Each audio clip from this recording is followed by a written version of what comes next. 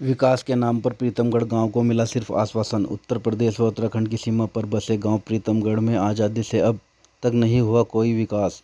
आप देख रहे हैं डेली 24 प्राइम न्यूज़। आइए रूबरू कराते हैं उत्तर प्रदेश की बड़ी खबरों से।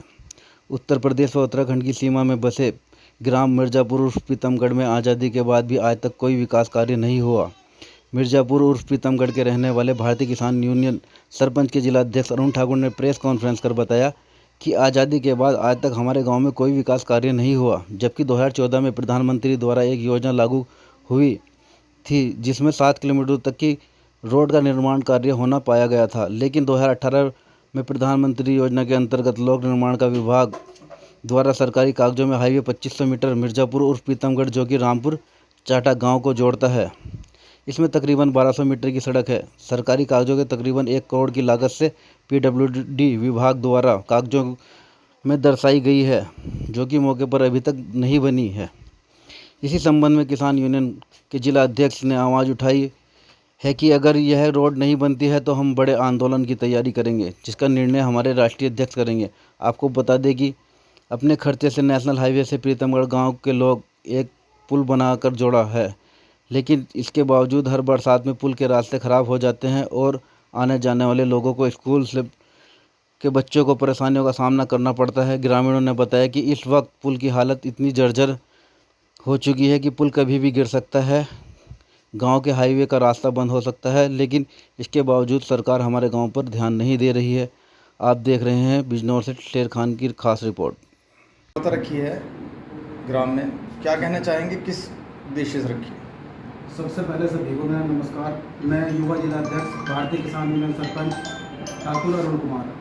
आज प्रेस कॉन्फ्रेंस रखने का एक मेरा उद्देश्य था सरकार की नींद को खोलना, क्योंकि सरकार आती रही जाती रही, पर जो झूठे वादे सरकार ने इतने करे हुए हैं, सरकार ने एक झूठा आश्वासन जो पब्लिक को दिया हुआ है, उसी चीज़ का खुलासा करने के लिए आज हमने ये प्रेस कॉन्फ्रेंस रखी है, जिसमें मैं आपको, आप जहाँ से आए हो, जिस रास्ते से आए हो, ग्राम प्रीतमगढ़, यही मेरा गांव है, ग्राम प्रीतमगढ़ उर्फ मिर्ज़ापुर, विकासखंड नजीबाबाद, जिला बिजनौर।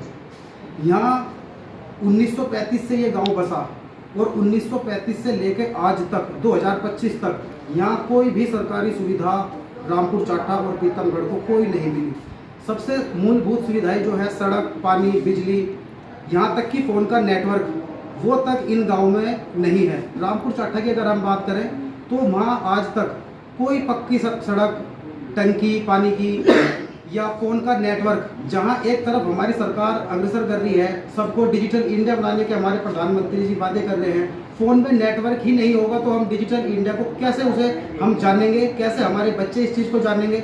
अब आपको मैं बता दूं, इस चीज़ का पूरा प्रकरण स्टार्ट होता है जी हमारा, जो हमारी अभी तक की यात्रा रही 26/12/2023 से। हम डीएम साहब के पास भूख हड़ताल पर बैठे अपने संगठन के साथ, और हमें सिर्फ आश्वासन, 2024 में हमें आश्वासन, 2025 में हमें आश्वासन, 2018 से हमारी ये प्रक्रिया चल रही है। 2018 में लोक निर्माण विभाग नजीबाबाद ने झूठी रिपोर्ट लगाकर ये दिखा दिया कि ये गांव हमने ऑलरेडी पहले से ही एनएच से कनेक्ट कर दिया, लेकिन वास्तव में ऐसा कुछ हुआ नहीं। ग्राउंड लेवल पर किसी भी अधिकारी द्वारा निरीक्षण आज तक नहीं हुआ। सारे गाँव वाले इकट्ठा होकर, हर जनप्रतिनिधि, चाहे वो सरकार का नुमाइंदा हो, चाहे वो कोई और सी भी पार्टी का हो, क्योंकि हमें किसी पार्टी से आज तक कोई लेना देना रहा ही नहीं। सारे सज्जन लोग हर साल इस गांव में एक ना एक ग्रामवासी अपनी बलि जरूर देता है जी, क्योंकि मुख्य रास्ता होने के कारण वहाँ एक कटियारी नाला पड़ता है। उस नाले में बरसात में पानी इतना, जल स्तर इतना बढ़ जाता है कि हर साल एक ना एक व्यक्ति की डूब के वहाँ मौत हो जाती है। पिछले साल भी हमारे गाँव के 12 बच्चे वहाँ, स्कूली बच्चे बह गए थे, जिसकी सूचना शासन प्रशासन को लगातार संगठनों द्वारा, गांव वालों द्वारा, जनप्रतिनिधि द्वारा हर बार दी जा रही है, पर आज तक प्रशासन नींद तोड़ने के लिए अपनी तैयार नहीं है। आज हमने जो ये प्रेस कॉन्फ्रेंस रखी है, हमारा मेन उद्देश्य यही है। वहाँ हमने एक रपटा निर्माण कराया, वो रपटा निर्माण सिर्फ गाँव वालों के चंदे से, आपस में पैसा इकट्ठा करके वो हमने निर्माण कराया। जब गाँव को कोई सरकारी सुविधा मिलेगी ही नहीं, तो क्या सरकार ने हमारा इस्तेमाल सिर्फ वोट बैंक के लिए कर रखा है?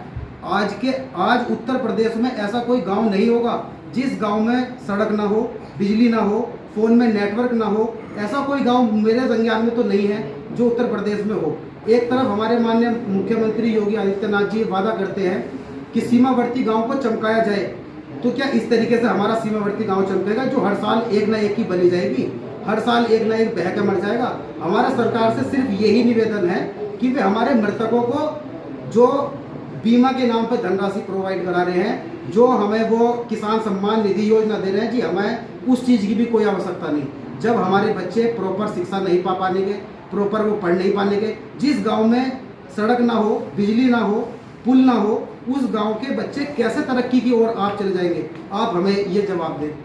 सबसे बढ़िया एक विषय मैं रखता हूँ, मीडिया। आज लोकल मीडिया ने हमारा साथ दिया, इससे पहले भी लोकल मीडिया हमारा साथ देती आ रही है, लगातार साथ देती आ रही है, पर जितने भी अपर लेवल हैं, जितने भी हाई चैनल हैं, सबकी साहब ये है कि बहुत छोटा सा मुद्दा है।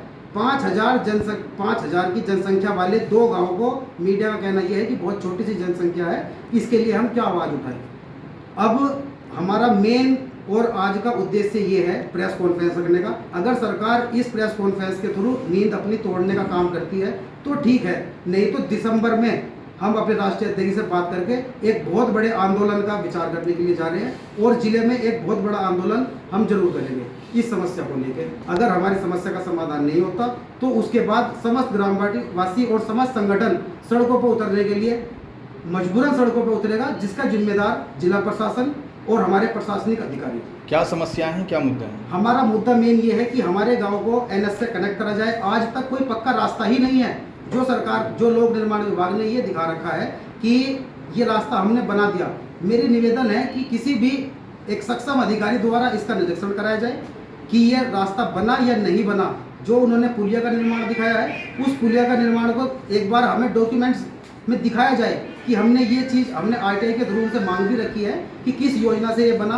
2014 में प्रधानमंत्री सड़क योजना के तहत 7 किलोमीटर की सड़क इस गांव को मिली, उसे भी लोक निर्माण विभाग वाले पता नहीं कहाँ कौन से जगह रख के भूल गए, जो इन गांव वालों को सुविधा प्रोवाइड ही नहीं करा पा रहे। 2014 से लेकर 2025 तक लोक निर्माण विभाग तुरंत झूठी रिपोर्ट लगाता है। IGRS पे हमने कंप्लेन करी, PG पोर्टल पे हमने कंप्लेन करी, डेली ज्ञापन के माध्यम से SDM साहब को, सांसद साहब को, विधायक जी को, टोटल जनप्रतिनिधि को हम अपनी कंप्लेन रखते आ रहे हैं, पर आज तक हमारा कोई समाधान नहीं हो पाया। इसलिए मजबूरन हमें अब सड़कों पर उतरने के लिए सरकार मजबूर कर रही है, जिसका जिम्मेदार जिला प्रशासन और हमारे माननीय मुख्यमंत्री योगी आदित्यनाथ जी।